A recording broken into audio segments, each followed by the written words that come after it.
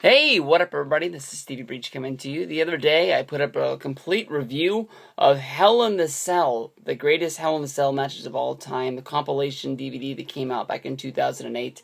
And in order to get us ready to get counted down until Hell in the Cell 2014, I went through my review of this, and there was a few matches on there that I thought were a few of the worst Hell in the Cell matches that did not ever need to be Hell in the Cell matches.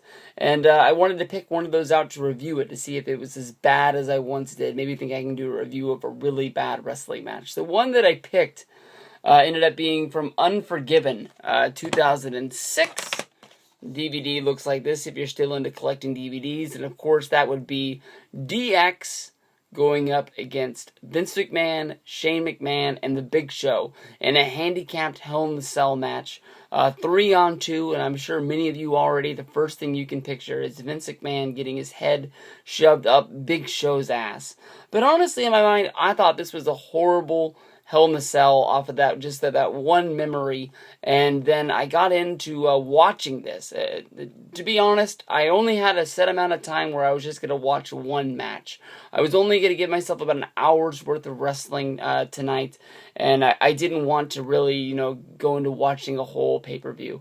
Let me tell you, this is not the right show that I should have picked. I didn't end up watching it. I ended up being able to hold off and save this for another day. But this honestly looks like it's a god-honest, awesome show that I really want to watch really soon. Not only did I get to watch the Hell in the Cell match, which was the DX going up against Vince and Shane and Big Show.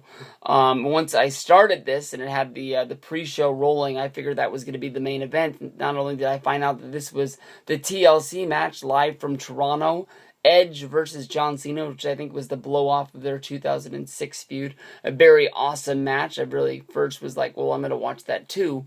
And once the show actually started, after watching sort of the stuff that was helping me get a little bit caught up to know where I was in the DX versus McMahon feud, the first match of the night was John Morrison, one of my favorite wrestlers, that was in the mid-card that never really got the chance, and his match was against Jeff Hardy. So, of course, I watched the Melina entrance, and I sort of got into the match when Hardy came down, and I was like, hey, you only got a little bit of time. Make sure you go and you watch the one match that you want to watch. If you want to know all about the DX feud and how they really came together, I don't know why they don't do this with a lot of other stuff that was going on. But basically, I don't have the right case. My DVD, I bought it off Amazon. But if you go buy the new and improved DX, which is a DVD that looks like came out in 2007, the way they did the DX DVDs, they did it with the what is this one called? The new and improved DX, and they did the other one, which came out like 2010, which would be The Last Ride or something like that. Basically, you almost get everything that they were ever involved in. If there's a Raw segment, it's on there. If they were on SmackDown, it's on there. If it was on pay-per-view, it's on there. It's like a full compilation that you would get off a bootleg DVD site that somebody makes. It's sort of like the best of, and you also get the talking head stuff, either with the wrestlers that are involved or just completely random mid-carders that sort of give their commentary on what they thought about when they watched this. The DX feud against the McMahons goes all the way back to basically when Vince McMahon was going to bury Bret Hart one more time in the middle of the ring before his comeback in 2010. This was back in 2000, and I guess that would be, if this was in September, it's probably early enough that it was going to be in 2006, where basically Vince was out there and was going to bury Bret one more time, and Shawn was sort of in this stage where he was like, let's just bury the hatchet and let's move on. We don't need to beat this anymore. And then Vince wanted Shawn to become the old Shawn of, just basically, taking drugs and not caring what was going on. So that caused a rift between Vince and Shawn, and they ended up having a match at WrestleMania 22. And everybody can remember at the one point before he jumped off the ladder, Shawn gave us the biggest tease of all time of doing the DX chop, which some people guaranteed was the reunion of DX, who that would be WrestleMania 22. So I believe that would have to be the one where Triple H was in the main event. I think he was playing a heel at the time, so it didn't really make a lot of sense what was going down. But I think just people really wanted to see DX reunite. And of course, that after Shawn would beat Vince in the no holds barred match, that would also get pumped into the next pay-per-view, which would be Backlash. 2006 would be the God pay-per-view, where it would be Shane and Vince tagging up against Shawn and God, where Vince and Shane would get the win in that match. And then of course that would lead to I think that would be the debut of the Spirit Squad. I don't remember how they came into it, but it ended up being like a 5-on-1 match on fucking Monday Night Raw, where basically they were going to kill off Shawn Michaels.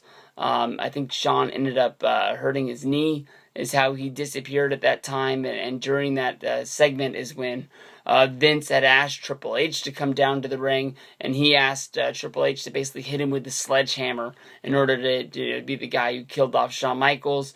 Even though they weren't getting along, and they'd had some awesome rivalry matches from back in the point of 2002 when he came back, and which led to Shawn wanted to reunite DX, but Triple H turned on him, and basically that led to the SummerSlam 2002 match. And it was off to the races from there. They had probably at least, I'm not counting house show matches. Well, I don't even know if Shawn worked house show matches at that time. But, just TV matches and pay-per-view matches, they had at least 6 to 7 matches in between 2002 and 2006. Last one being a tribute for the troops that would have been in January, where they fought, I would guess it would be over in Iraq or Afghanistan or wherever that show was taking place. That was the last time they were ever in a one-on-one match. I made one of those bootleg compilations of Triple H versus Shawn matches. That's how much I really love those matches from back in the day. From there, basically, Triple H turned on the Spirit Squad, turned on Triple H. He can turn on himself, dumbass. Turned on the Spirit Squad, turned on Vince, and basically started taking them out, which turned him babyface, which led to him having to, basically have to put up with Vince McMahon. And of course, everybody can remember the whole thing with, Mr. McMahon trying to get him to join the Kiss My Ass Club, where they tried to, put some drugs in his drink, and then ended up turning to where basically he was acting all drugged up, and he came down there and he started whooping up on them. So, they stacked the deck against him. And then, basically, Triple H got tired of getting his ass kicked, so Shawn came back, and that's what led to DX finally, reuniting, which would lead to them doing the whole gimmick where they fought the Spirit Squad a few times. Then finally at SummerSlam 2006 is where we get to see, the DX versus the McMahons, and DX was able to, of course, pull out the win there, which led to them going to Unforgiven, where they were going to have the Hell in the Cell match to finally finish the deal. During the SummerSlam match, it was a night where it wasn't just going to be 2-on-2. It was just, guy after guy after guy. Right off the bat in that match, it was like Mr. Kennedy, Big Show, I think it was Regal, and somebody else. There were 3 guys from SmackDown came out to start the match from the McMahons before they even hit the ring, and they were all sort of disposed of very fast. And Big Show came out, and it was a big deal, but he got disposed of pretty quick. And it was like during the match later is when Umaga came. Somewhere along the line, they decided to change their mind, and Big Show became the man. Maybe they just didn't have anything planned for him at Unforgiven. They didn't want to have an ECW match or something, and because Umaga at Unforgiven is involved in some match with Kane with no stipulation and no meaning at all that I can remember. So just they didn't want to use Umaga, but they make Big Show look like the baddest motherfucker coming down to the ring for this match at Hell in the Cell, basically looking like he's gonna come down there and be the one-man wrecking crew. And once everybody gets in the cell and the bell rings, DX takes care of Big Show in like 10 seconds, which makes this into, basically a tag match of 2-on-2, because his Big Show's laid out. I almost thought that he was hurt, and basically he wasn't going to move around during the whole match.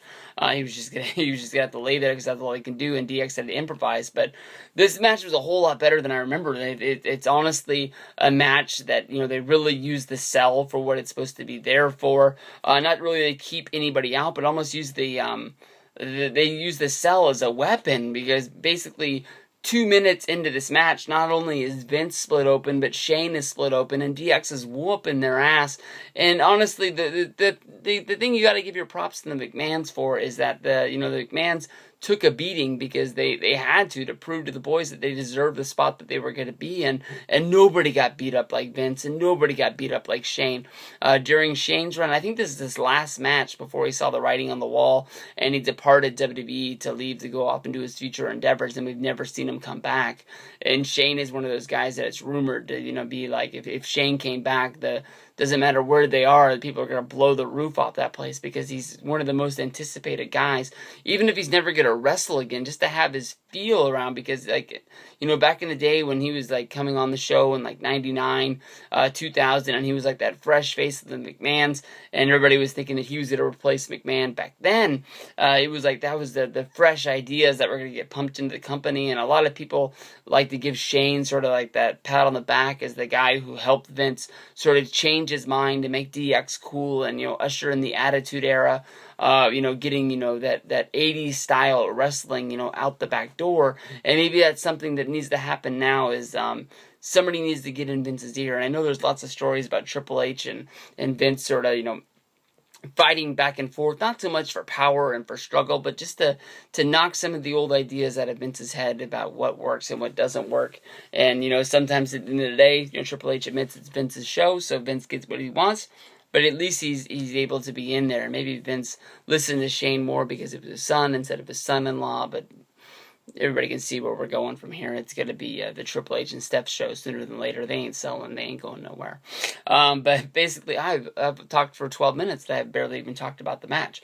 But there's a point in this match, basically, when Big Show does get up off the ground, and we're tired of seeing the McMahons get beat up. And every once in a while it becomes a factor, or he becomes the one-man wrecking crew where he's beating both of them up. And it's a very, very good match. At one point, Vince has Shawn Michaels beat in the center of the ring, and he gets the 1-2, and then he pulls his head up, and you're like, what the fuck are you doing? Because he doesn't want to beat him yet. He wants to punish him.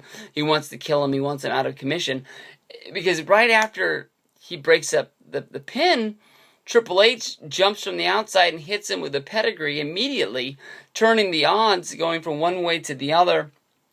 And Vince had the match won, and he makes a huge mistake, which could have lost the match for him. But the power shifts back and forth, and there's another spot of the match when McMahon has Shawn Michaels pinned, and he gets a 1 count, and that's when he pulls him up, and that's when this match turns from a really good wrestling match using the cage and everything like that. And there's blood everywhere. I mean, Vince is covered in it.